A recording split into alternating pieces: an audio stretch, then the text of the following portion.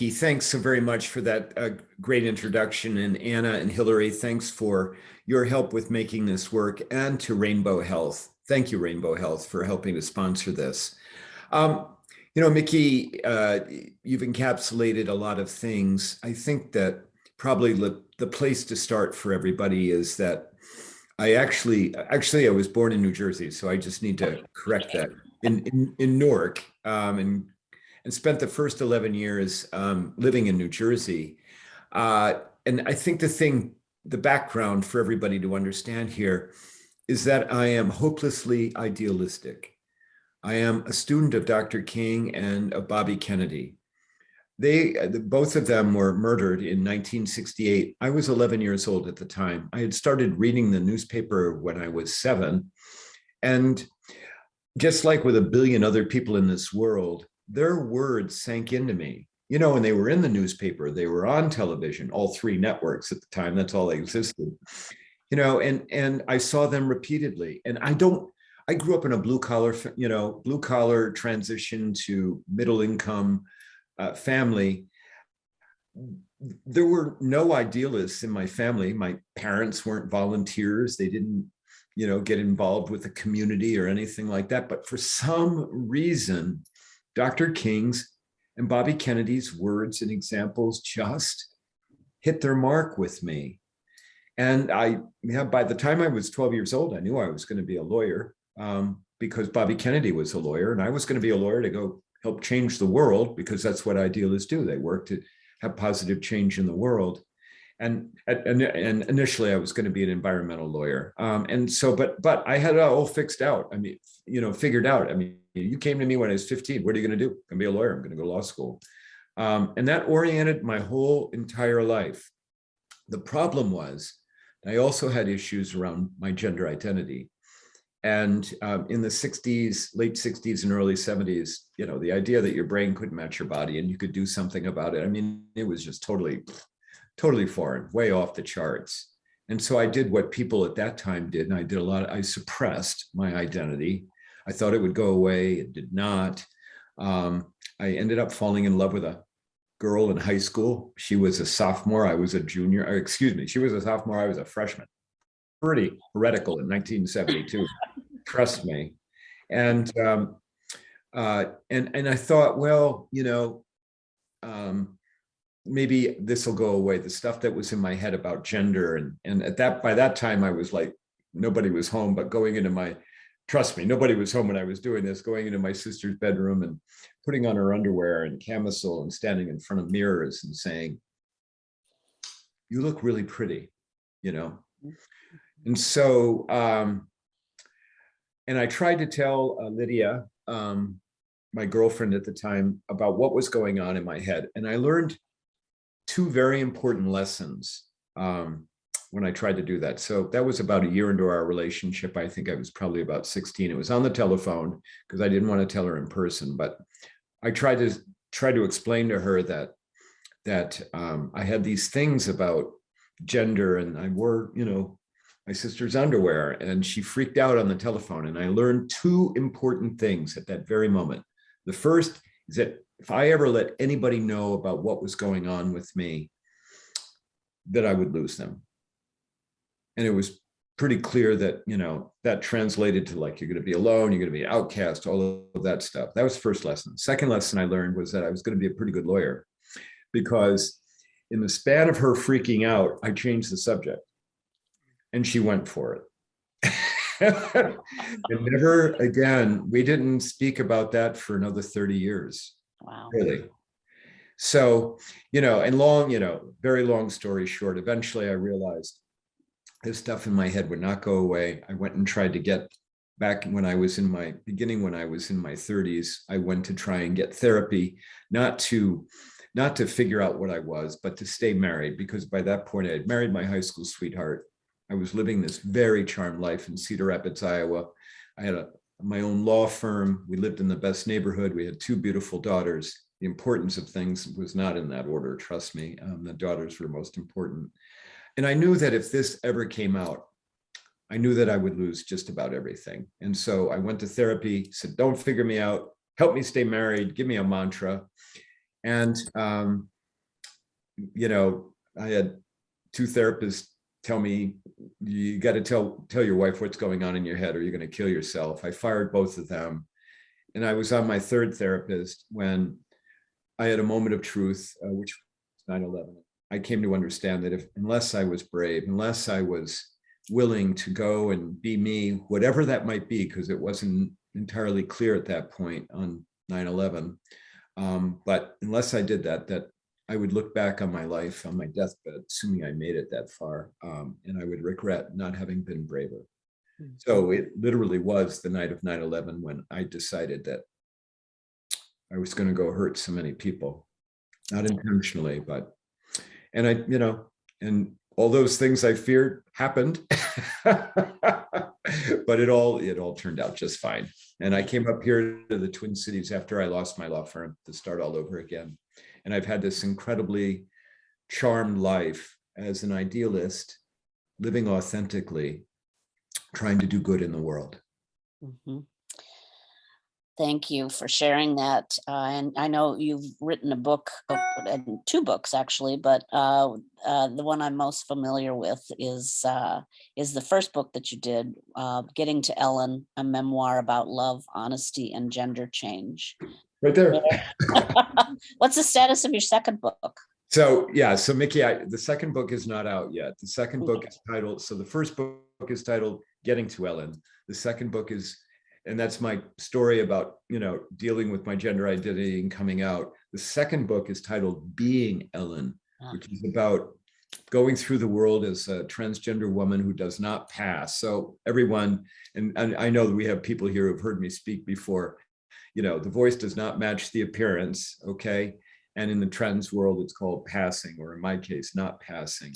So, but going through the world as a trans woman who does not pass entirely, but nonetheless finds a great deal of acceptance and love, even although not romantic love. We could talk about that, Mickey, if you wanted to, but Well, this does not lend to getting dates with men, and that's who I'm attracted to. So yeah.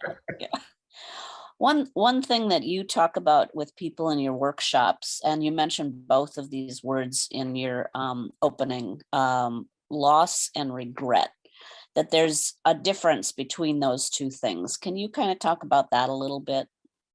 yeah, thanks, Mick. Yeah, that's a really great question. So, you know, back before I transitioned, before I went through a dramatic change in my life, I used to believe that you know, if I caused, you know, a loss, if I did it, I would, you know, regret that I caused this loss, and, you know, geez, why did you do that, and, you know, beat myself up.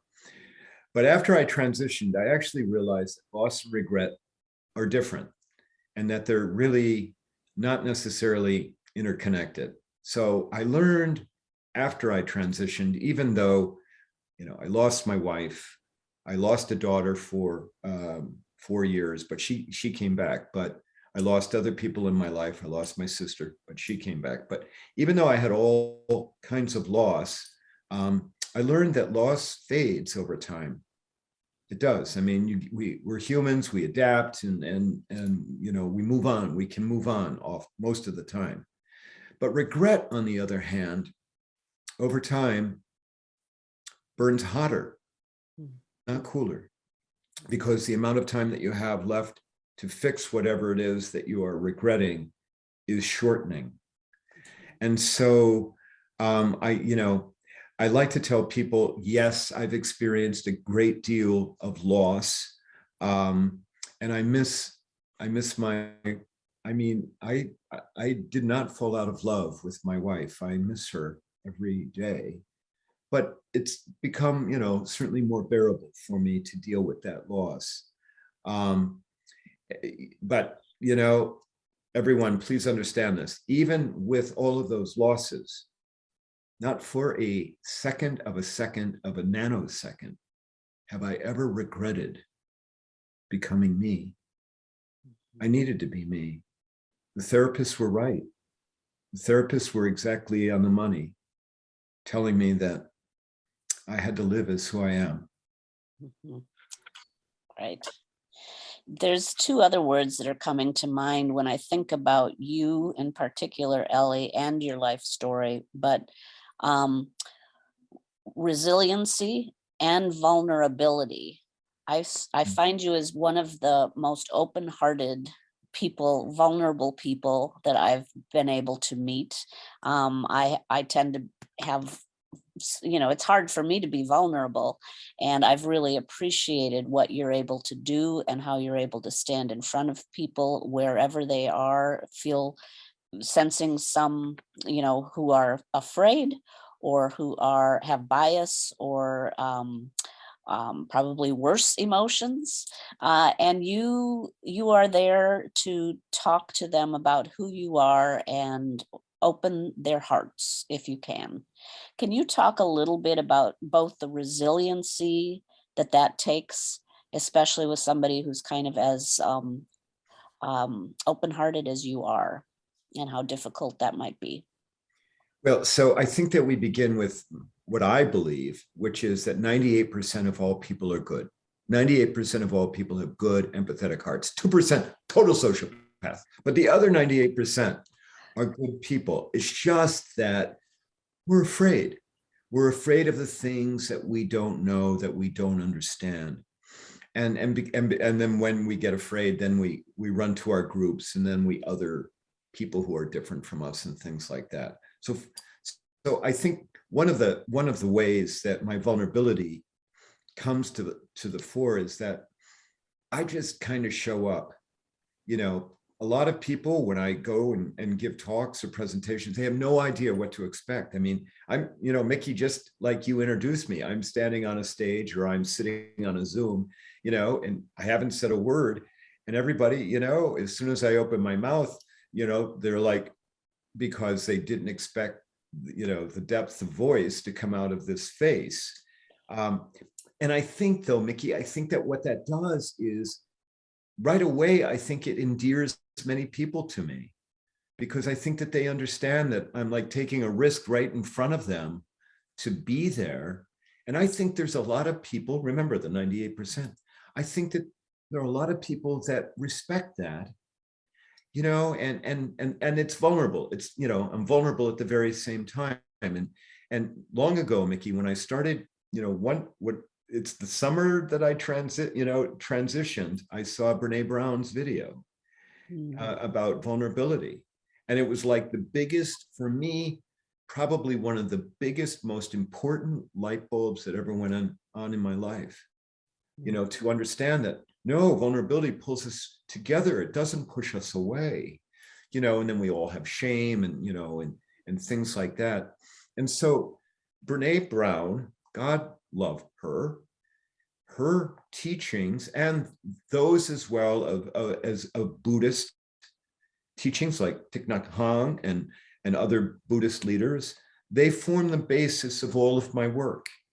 And that work is around the idea of compassion for all humans and for ourselves. And when I speak and talk about compassion, I talk about it from the perspective that it must start with ourselves, that we must stop beating ourselves up. We must give ourselves breaks, because if we're not compassionate to ourselves, it's so much easier to not be compassionate towards other people. It's a barrier to compassion for others if we're not compassionate for ourselves. Mm-hmm. Yeah. Yep. Another thing, I think it was about 6 months ago, we were talking about the direction that Minnesota Women's Press is going, the growth of Changemakers Alliance as a network to allow us to have more conversations with each other beyond the stories around the state. And one of the things that you suggested that ended up being the theme of our January issue was fear. That we don't talk about what we're afraid of. We hide it, we submerge it, we pretend it doesn't exist, all sorts of things. And that, as a result, leads to a lot of trouble and denial and and lack of compassion. So I'm wondering if you can talk a little bit more about, as you've gone around and talked to people, how you sort of pierce the armor that is fear. Because, as you know, one of the big adages is we live in fear or we live in love. And it's always seems like it's a political battle between the two. So given especially what we've all seen and witnessed over the last few years and decades, how do you work towards helping people recognize or not be afraid of their fear? I mean, of course, to a certain degree, that's the $1 million question, considering what's going on in our country right now, and the world. I mean, think about Ukraine. My approach is this.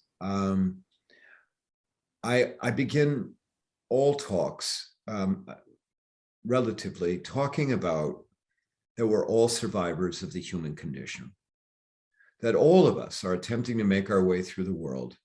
And in one of my talks, Gray Area Thinking, which people just absolutely love, if I say so myself, I talk about the fact that, if we had not, let's say we have 50 people there, if we had not had 2 hours, but maybe if we had 10 hours and we could go across the room and ask everybody to give you 15 minutes to tell us what makes you happy, what makes you sad, what challenge you've had in life, what success you've had, what makes you tick. I tell people in those, 8 hours, 10 hours, whatever it would take, 3 things would happen. First, we do a lot of laughing, because when we share about our stories, some of them are hilarious. Let me tell you some of the stupid stuff I've done. And then, but we'd also do some crying, because when we get past the superficial, Nikki, when we get past the high, I just lost an earring. We get past, hi, how are you? How's the weather? What do you think about the Vikings? Or this right now, the Twins. We get past that crap. And we talk about the stuff that's embedded in here, the stuff that's attached to our soul. It's deep in our heart. When we talk about that stuff, you know what happens? We grab other people's hearts. So we would laugh and we would cry. But most importantly, I tell people at the end of those 10 hours or whatever they were, even though maybe people on the Zoom know each other, maybe they're colleagues within a workplace, I said, it doesn't matter. All of you will feel closer to each other than you do right now. Why is that? It's the power of human familiarity, the power of getting to know another human, of hearing some of their story, you being able to share some of your story, you coming to understand you're not the only one who went through that. And I don't, and Mickey, I don't think people expect you to talk about fear and taking risks, because you have to take risks to get past your fear. I don't think they expect that you're going to start talking about the human condition, and of course I label fear. I mean, let's, and to prove, and I know it sounds kind of hokey, but I think it really works to prove the power of human familiarity. I mean, I tell people and I joke around, but it's actually might be very true. I'm the only speaker or trainer in America that can teach to you the power of human familiarity at real time. Now, remember, becoming familiar with people is getting past our fear of other. And I tell people I may be the only one who can prove it to you. And I'm like, are you ready? And people are like, sure. What's this going to be? And I'm like, hold on a second. How are you doing with my voice? When you heard me first speak, 20 minutes ago, many of you did that because you didn't expect the voice to come out the way it did. And that thing is your fight or flight response kicking in because you don't know what category or how to put me. And then I say 20 minutes in, how are you doing with my voice? Are you getting used to it? Are you adjusting? Are you maybe even starting to like me a little bit? And I say, if you are, guess what? It's human familiarity at work on you. And then, of course, I joke around and say, well, if it's still a problem, you're like, I don't know, Ellie, give me till the end of the talk. Okay. And then at the end of the talk, that's the last thing I ask. I say, okay, last thing, how are you doing with my voice? And I will tell you, many people like, it's good, Ellie, all that. And I'm not like looking for affirmation. So, Mickey, I'm a lawyer, right? Trial lawyer. Very often you get stuck with facts in a trial that stink these aren't going to help your case. Okay. So, and you've heard the phrase, of course. And so what you do is you make lemonade out of lemons. Okay. This voice, total, complete lemon. Trust me. And I'm not kidding when I say it does not do anything good for me with men. I've had multiple men say, I really like you. I might even like to, be in bed with you, but I'll never introduce you to anybody because of your voice. And so, but I've decided we'll make lemonade here. Let's use it as a tool.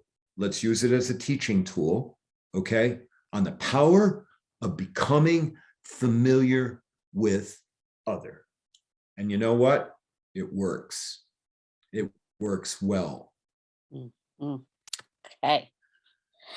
I wanted to also talk about another transition that you made recently, which is you lived downtown Minneapolis for a very long time. And then during the midst of the pandemic, you moved. And I want you to kind of talk a little bit about why you moved, how you were feeling downtown, what you needed, where you moved, and how that transition's going. Well, I lived in the heart of downtown at the corner of Portland and 8th, half a block from HCMC. But I tell you, I'm a city girl. I loved living downtown. I loved the city. But there's something else that I wanted, and that was I wanted to get a dog. Not just any dog. I wanted a golden retriever because we had golden retrievers in our family. But you can't raise a golden retriever puppy and then dog on the 12th floor of a building in the heart of concrete. So I was lucky enough to be able to buy a house out in Victoria. And why Victoria? And for those who don't know where Victoria is, it's about 5 miles from South Dakota. Now, it's 30. I joke about that. It's 35 miles west of downtown Minneapolis, but it is literally on the edge of the prairie. I mean, I can see a farm from my bedroom window. I was outside last night with my dog, Jack, and we could hear the cows mooing. Okay, it was just delightful. But I picked this because it reminded me of Iowa, where I grew up. And I mean, literally, a mile and a half away, all it is gravel roads. All it is farms. I love that. I just love it about the area. So I came out here thinking, Mickey, all I thought I was going to do was raise a dog, okay? Continued to do my work a lot by online, but now it's starting to pick up more in person, and write. I got to finish that second book, write for MW, for Minnesota Women's Press. I write for Lavender, do some other things, and ride my bicycle. That's all I thought that I would do. And I moved on a street that's filled with retirees. These are straight, cisgender, white color. I refer to white people as white color because most white people don't believe this is a color. White color humans who are part of a red county, and who I was pretty positive that I would get to know them and that, we would be cordial. What I didn't count on was being accepted as much as I have been. So I am the HOA president. They wanted that. And Mickey, I'll just give you an example of of two things. And is it okay? I'm just talking. Is that all right? I mean, yeah. Okay. All right. So when I talk about acceptance, so I live on a street. On my side of the street, we have basements because it's on a kind of a hill. The other side of the street is just slabs. And there are a lot of retirees. They don't want to deal with stairs and all that. It works okay until you have tornado warnings. And Paul Huttner from NPR, he lives in Victoria. And 2 weeks ago, he's he's on the news saying, there are tornadoes coming. I could see them. And the sirens started going off. I opened up. So I'm very well aware that my neighbors across the street don't have basements. And I previously on an ad hoc basis had told people, come to my house. But on that night, as the sirens were going, I opened up my garage door and I could see there were people outside, looking outside as the tornado came. I said, come, come, come. And before it was, done, I had people from 3 different houses. They came in. I'm like, what are you drinking? Well, I'll have a little scotch, I'll have a little wine, and we all went down in the basement. And what my neighbors kept saying to me is, Ellie, we can't believe that you're doing this, that you would, and I'm not telling you this to make me look good. Okay, please, there's a lesson here. There's a lesson, hold on. But Ellie, this is just so kind of you. And, and the storm got bad. I mean, the wind was whipping and the rain, it was, but we're all there laughing and, kind of sitting on folding chairs, in this most solid part of my basement. And of course, then it clears. As people are leaving, again, thanking me, one of the gentlemen on the street, who I am absolutely positive has a political affiliation completely different than mine, and who's married, okay, so he and his wife were in the basement. As they were leaving, he leaned and he gave me a kiss on my cheek. And he said, thank you, Ellie. Now, everyone knows I'm transgender, okay? I mean, everyone knows I am different. And if push comes to shove, will these people stand up for me? That I don't know, okay? But the story that I just related to you, I would not have ever, moving here, ever expected that would have happened. Now, second story, okay? The local Rotary here in Chaska, and I'm a Rotarian, and my club is in downtown Minneapolis, but asked me to come speak of all things critical race theory, okay? All right? But, I mean, it's a bunch of white, straight people, okay? But they're like, come talk to us about, and to prepare for that, I started to go research the school district here, their test scores. Because one of the ways that you figure out about structural racism and white supremacy is that you go and you look at data, okay? It's embedded. I mean, you can't like look at an institution and say you got issues around skin color. And so it took me some time, but I was able to find the 3rd grade reading scores. And believe it or not, the disparity is horrible. I mean, for Black kids in this school district, about 32% of them are reading at 3rd grade level. These would be the 2019 reading scores, because 20 and 21 we'd throw out, okay? But only like 32%, but the white kids like 78%, 76% reading at 3rd grade level. Anyway, I found that data out. I went and gave the talk. The talk was well received. People were very nice to me. But I also learned in the process of getting that research that the school district has a diversity, equity, and inclusion department, to its credit, okay? I mean, this is, we're out like way out. I mean, we're out, this is greater Minnesota in many respects. And so I contacted them and I said, hey, this is me. I live here. Would you have any interest in collaborating? And I spoke and I said, I speak to a number of LGBTQ plus students at their gay and straight alliance, where it's sometimes they're called gender and sexuality alliances. And they're like, yes, we want to talk with you. And all of that, Mickey, now has morphed into me coming to multiple schools in this school district and sitting with LGBTQ plus kids and some kids that are straight, that are just want to be allies, and talking about authenticity, talking about mantras. So what's a mantra? I explained to them, that's the thing you say in your head. It's the loop that's in your head, that you say to yourself every day. For example, once a young non-binary human, a teenager, told me that their mantra was, I hate you. I said, Ellie, I tell myself I hate you 100 times a day. And I'm like, oh, no, we have to talk. No, come on, let's talk about loving yourself. And so we talk about those things, and whatever else these kids want to talk about. And let me just tell you, it is incredible how smart these kids are, how self-aware they are, how they continue to be bullied.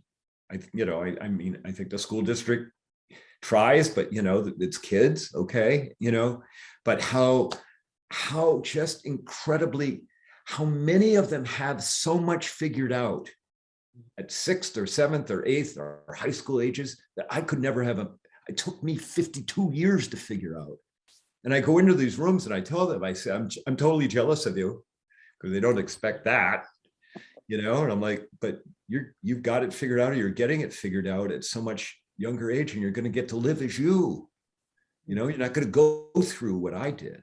So Yeah. long answer, but I hope it paints the picture for you about what I'm finding. All I thought I was going to do is come out here and raise a darn golden retriever. Ironically, I think, you talk about how your voice sounds. You have a tremendous amount of voice in the community with a radio show on AM 950. As you mentioned, you write for Lavender. You have been writing for Minnesota Women's Press. You do these workshops. By all many stretches, you have arrived and succeeded and have nothing to worry about anymore. Now, I know that there's a lot of people who are going to see this, and they're, of course, in different stages of transition. And I know the journey for you is always, it's not smooth sailing all the time. So and especially with some of the things that are happening here in Minnesota and around the country and around the world. I'm wondering if you can speak a little bit, and we're just past the halfway mark. And so I want everybody to know that if you've got questions, put them in the chat. Anna will bring those into the conversation before we conclude. But if you could speak a little bit about the fact that it's not always easy to quell your fears and to be who you are.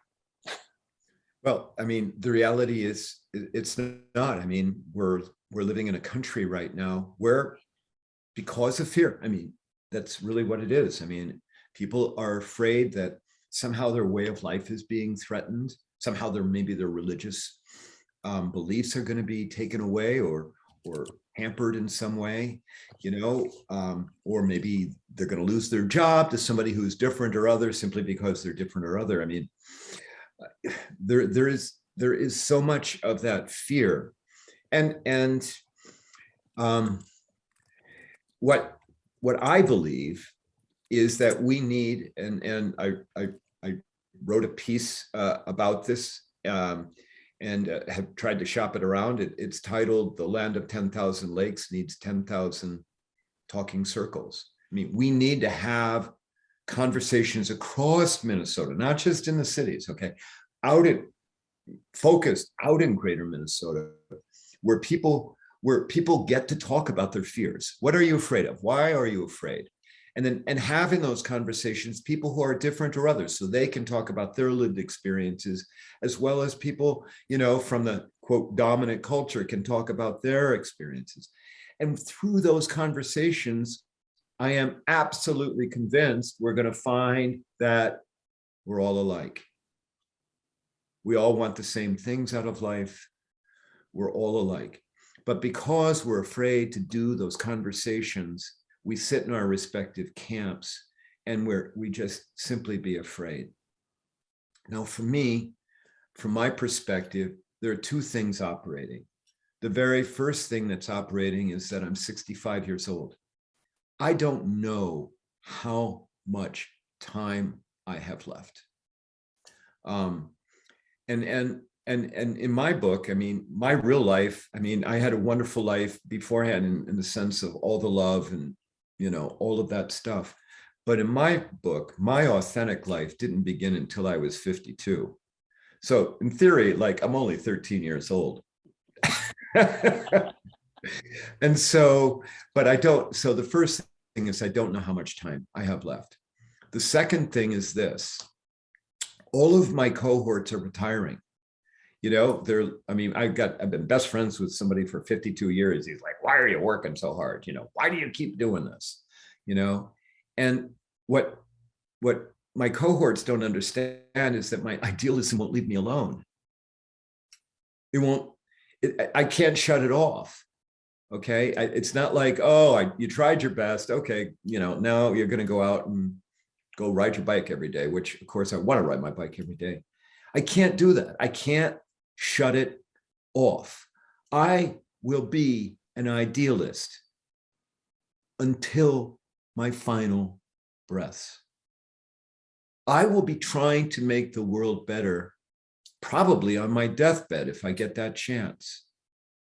And so it's kind of like, it's a blessing for me because it helps orient my world, but to some degree, it's a little bit of a burden because I can't shut it off. And Mickey, and I'm not prepared to talk about this, but I think there are other things coming down the pike that are going to make my life even more complicated because I'm an idealist. Yeah, yeah. I have one more question for you, and then, again, people who are on the call, if you have them, please put questions in the chat. But other than that, I want to, the thing you always end off your radio show with, Ellie, is related to, why you're an idealist, how you find hope, how you maintain hope. And again, without needing to go super dark, because we all have our own take on what's happening in the world and where we might be going. But, can you speak a little bit more about how, are you self-actualized now to be able to not fear to be able to persist? You talk about the fact that you just need to because you're an idealist, but I know it's also not, there's self-compassion, there's self-care that's required. How are you maintaining the ability to be out there and to keep going when the world is not always ideal? So, Mickey, one of the things that I do, among other things, is I have a newsletter called The Ripple that goes out to 9,000 people. Actually, it's going to go out in about 4 hours, this month's issue. And it's a labor of love because it's like 15 or 20 hours a month to get that newsletter put together and get it out. But Mickey, in the newsletter, I share stories about how humans are good to each other. Okay. And about compassion and this month's newsletter, we're going to have a story about James Bodie, the Lyft driver in Lehigh Valley, Pennsylvania, who told the woman in the car who got in and said, "Oh, you're a white guy. Oh, you speak English. All right." And who said, "Get out of my car." Okay, that's racist. All right. And so we have that story about somebody brave and willing to fight back. And then also in the newsletter is a story about she can't be more than 18 years old, Claire Mengel, who's a high school student in Cincinnati, who testified last week before Congress about how her high school evaporated their diversity day. It's the only day the school, the whole year, ever talked about diversity because the school's 90% white. And the school board decided they were going to eliminate diversity days. And she talked about it, and she's incredibly eloquent. I tell you this because every month, I get to see these stories about how humans are good. I'm curating this.